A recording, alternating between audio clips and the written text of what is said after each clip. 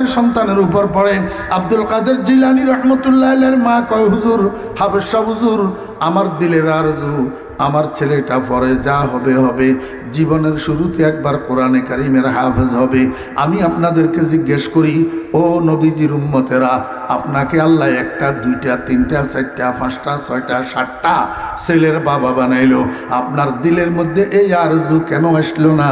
আমার একটা ছেলেকে আমি কোরআনে কারিমের হাফেজ বানাবো।